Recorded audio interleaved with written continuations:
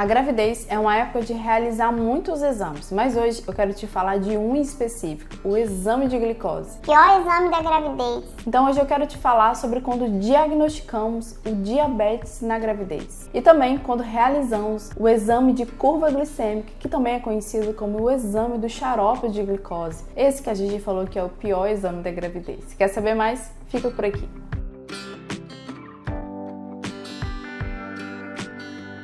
Oi gente, eu sou Maria de Fátima, eu sou médica, ginecologista e obstetra e já conto aqui embaixo com o seu like, o seu joinha para ajudar assim o nosso trabalho. Inclusive já deixa aqui nos comentários também. Fiz o exame de glicose na gravidez, para assim a gente construir toda uma comunidade de mulheres que cuida da sua saúde durante a gestação. Aproveita também e se inscreve, ativa as notificações para você ficar sabendo toda vez que sair vídeo novo. Este canal ele tem caráter educativo e informacional, ele não substitui a sua consulta médica e também não pode ser utilizado para autodiagnóstico e automedicação.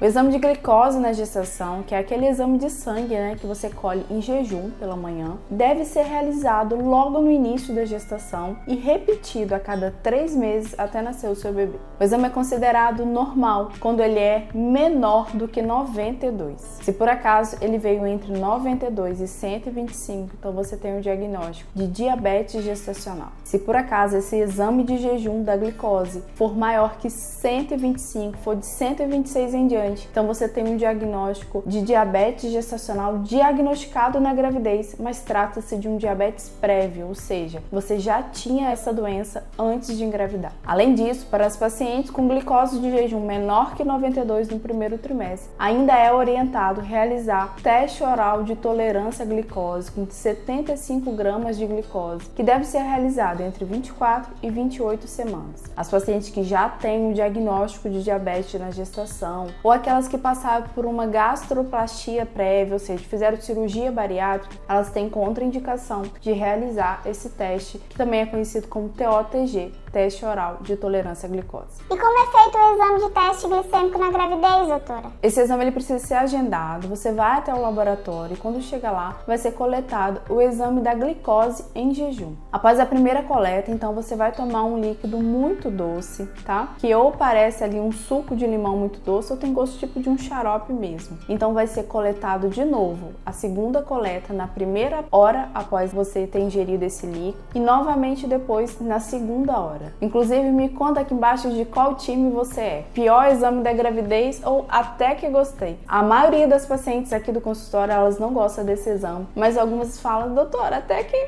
o gosto é bom, só é muito docinho. Os valores de referência da glicose devem ser menor que 92 para coleta de jejum, menor que 180 para coleta de primeira hora e menor que 153 para coleta de segunda hora. É considerado diabetes gestacional qualquer um desses 3 valores alterados. E se o exame de glicose for maior do que 126 ali na medida do jejum, ou se a segunda hora após você ingerir o líquido for maior que 200, então também trata-se de um diabetes prévio à gestação. E na impossibilidade de você realizar o exame de gravidez de TOTG com 75 gramas de glicose, então você pode repetir a glicemia nesse período de 24 a 28 semanas, sendo a glicemia mesmo de jejum, e ela vai obedecer aqueles mesmos parâmetros. A glicemia de jejum precisa ser menor que 92. A gente sabe, que alguns lugares do Brasil, infelizmente algumas pacientes ainda, têm alguns recursos escassos e às vezes o TOTG não está acessível para elas. Neste caso, recomenda-se que pelo menos a glicemia de jejum nessa idade gestacional seja realizada. O diabetes gestacional é definido como uma intolerância a carboidratos de gravidade variável. Isso mesmo. Após a absorção, o corpo transforma o carboidrato em glicose. O pâncreas produz insulina, que é o hormônio que transforma a glicose em energia para o corpo. Então, as células recebem a glicose. Por isso, gente, que não é só retirar o açúcar da refeição, precisa também controlar a ingestão de carboidratos. E a gestação, ela altera a ação da insulina, que é quem transforma a glicose em energia para a célula. E no caso do diabetes gestacional, aumentam as chances de complicações quando você não tem o controle da doença ou quando você desconhece a doença. No caso, por exemplo, as pacientes que não fizeram pré-natal acabaram desenvolvendo um diabetes diabetes gestacional e elas não sabem disso. O sangue da mãe com muita glicose, nesses casos, ele passa para o bebê pela placenta. O diabetes mal controlado prejudica a mãe, aumentando o risco de infecção de urina, pressão alta, parto prematuro, maior risco de hemorragia pós-parto, maior risco de diabetes no futuro após a gestação e até mesmo a morte materna. E no bebê, as complicações mais comuns de acontecer são aqueles bebês muito grandes que a gente chama de macrosomia fetal, que eles têm mais de 4 quilos, alguns chegando até próximo aos 5 quilos. Isso aumenta o risco de complicações do parto e também das fraturas na hora do nascimento do bebê. Além disso, o bebê filho de mãe diabética pode nascer com dificuldades para respirar, não conseguir fazer essa transição intraútero para fora e precisar de ajuda, tá? Ser assistido, precisar de ajuda para respirar. E também ele pode fazer a hipoglicemia, que é a glicose baixa no sangue, que nos casos dos bebês recém-nascidos isso é grave. Outra complicação fetal também que pode acontecer nos casos de mães com diabetes é o bebê desenvolver a icterícia neonatal, a pele ficar amarelinha e precisar de acompanhamento disso e até uma internação mais prolongada após os primeiros dias de vida. E aquela complicação que a gente mais quer evitar no diabetes gestacional é o risco aumentado também que esses bebês têm de óbito. O objetivo do tratamento clínico é alcançar e manter as metas glicêmicas, garantindo adequado ganho de peso materno e desenvolvimento fetal, prevenindo assim os desfechos maternos e fetais ruins. O controle da glicemia pós-diagnóstico de diabetes gestacional é feito com a monitorização da glicemia capilar através de um aparelhinho chamado de glicosímetro, construindo assim um diário de gravidez onde é avaliado ao menos a glicose de jejum, 1 hora após o café da manhã, 1 hora após o almoço e 1 hora após o jantar. E nessas medidas,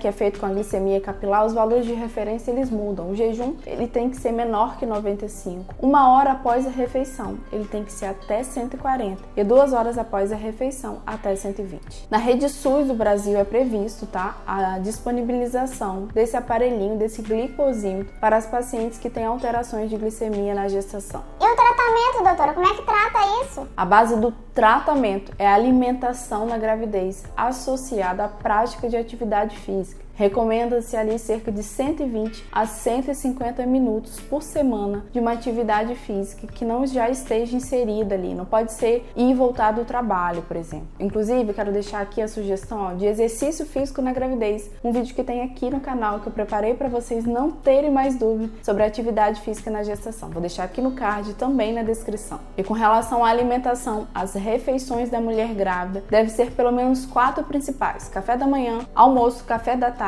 e jantar. E entre essas refeições, 2 ou 3 lanches. Nesses lanches, o ideal é que não tenha o carboidrato. O carboidrato na dieta da gestante com diabetes, ele deve estar restrito a essas principais refeições. E ela deve ser em torno de 25% do café da manhã, 25% do almoço, 25% do café da tarde e jantar. Nesses intervalos, os lanches eles devem ser realizados com frutas, alguma fonte de proteína, as fontes de fibra também e de gordura boa. E a regra de ouro para as gestantes que têm diabetes e também para aquelas que não têm diabetes: gestação não combina nada com jejum, então não pode ficar muito tempo sem comer. O ideal é que a gestante se alimente a cada 3 horas. E caso a alimentação e a atividade física não seja suficiente para controlar as glicemias, geralmente a gente dá um prazo de 15 dias após o diagnóstico e instala essas modificações na alimentação e também com relação à prática de atividade física. Se não for o suficiente, então ela vai precisar começar o tratamento medicamentoso. E a primeira indicação é o tratamento com a insulina, que é uma injeção que é realizada, aplicada ali na região subcutânea das mulheres. Portanto, gente, nós sabemos que a gestação é uma fase de intensas mudanças no corpo e também na mente da mulher. E é muito importante que essa mulher ela tenha o apoio da sua família e também da sua rede de amigos, Então vamos tentar apoiar uma mulher grávida e evitar falar besteira para ela. Nenhuma mulher deve passar por uma gestação sozinha e sem afeto. E eu também quero te convidar a conhecer os outros vídeos que a gente tem aqui no canal, inclusive sobre gravidez mês a mês, do 1º ao 9º mês de gestação. Vou deixar no card também na descrição para vocês. Espero que esse vídeo tenha ajudado muito a você entender melhor sobre o diagnóstico do diabetes e também sobre quando realizar o exame de glicose na gravidez. Muito obrigada, gente, por vocês ficarem até aqui comigo. Um abraço, até a próxima semana. Tchau, tchau.